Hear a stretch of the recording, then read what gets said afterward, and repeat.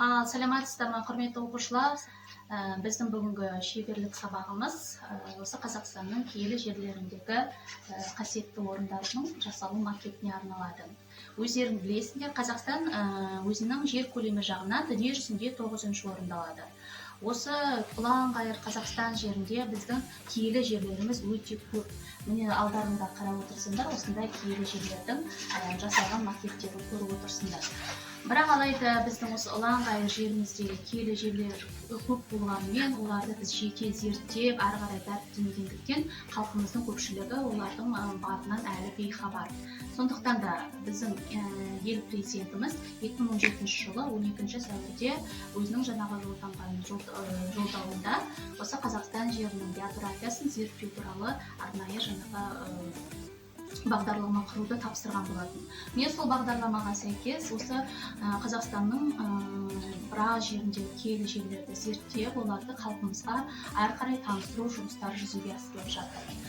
Енді қарап отырсақ, біздің музейімізде осы қасиетті жерлердің ішіндегі өздерің білесіңдер, қандай кесене? Алашхан кесенесі, бес күмбез кесенесі және Жошы хан кесенесі, домбауыл кесенелерінің макеттері жасалынған. Бұл макеттерді бізде музейімізде жұмыс жасайтын Жезқазған тарихи археологиялық музейінің экспозиция бөлімінің басшысы, суретші, қолөнер шебері, осы музей экспозицияларының көрмелерінің көркемдік тұжырымдамаларының авторы, облыстық мәдениет басқармасы жаңа экспозицияны құру және ғылыми дайындау сертификатының иегері, Қарағанды облысы әкімі сыйлығының жылдық үздік музей қызметкері номинациясы бойынша алтын тоғыз сыйлығының лауреаты, мәдениет саласының үздігі белгісінің иегері және Қазақстан Республикасының еңбек даңқы төсбелгісімен марапатталған міне Өтеген ағамыз, Ахмет Өтеген ағамыз. Енді Ахмет Өтеген ағамыз осы макеттердің барлығын өз қолымен жасап шығарған. Бүгінгі шеберлік сабақта сендер осы макетті қалай жасалу жолымен таныс боласыңдар. Енді сөз кезегін осы Өтеген ағаға берейік. Өзіңіз балаларға макеттердің жасалу жолын түсіндіріп өтсеңіз. Ал енді құрметті оқушылар, любой қазіргі заманда макеттердің бәрі жасалу бұрыннан келе жатқан дәстүр ғой.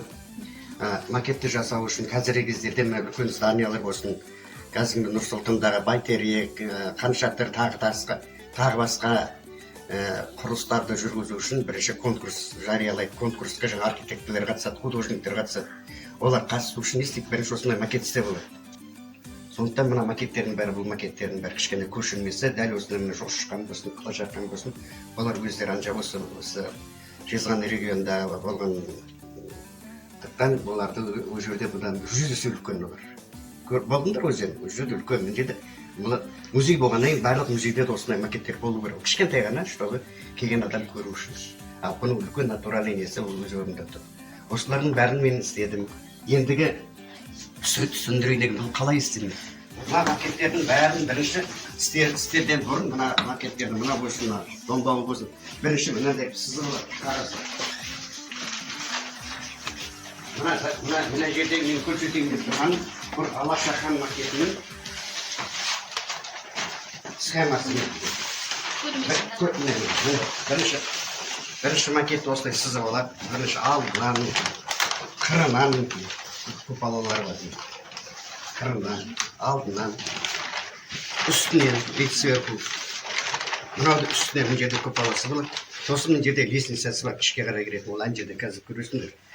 Сосын мынандай істеп алғаннан кейін, мынау лестницаны, мынандай лестница істелмейтін. Көрінді ме? Ішін мынандай шпонмен ішін қаптайтын ондай. Сосын бар, бұл менің үсті жағылы, қазір ана жақта тағы көрсетемін. Сосын мынау алдын бөлек істеп алады.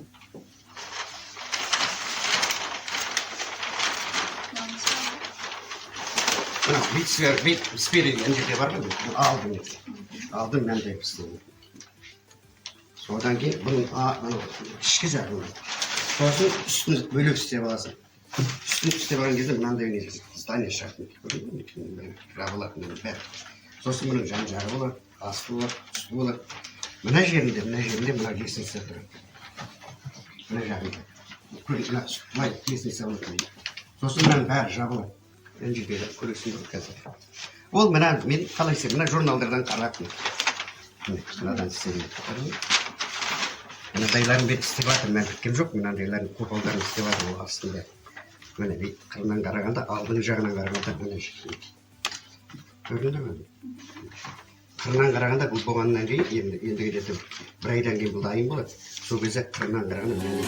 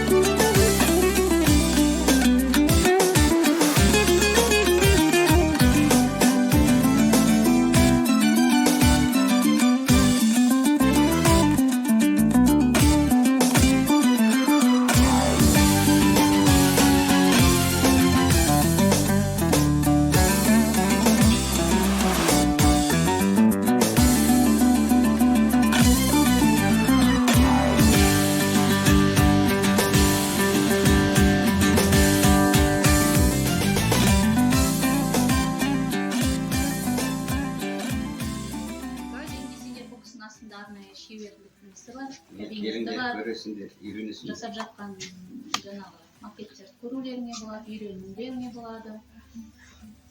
Ал Өтеген аға, тек сізге шығармашылық табыс тілейміз. Мына бүгінгі өткен мастер-классымыздан балалар өздеріне керекті мәліметті алды деген ойдамыз. Қолыңыз тез көрмесін. Осылай өтеген экспозициялар сіздің туындыларыңызбен көбейе берсін деген тілекпен бүгінгі шеберлік сабағымызды аяқтаймыз. Рахмет.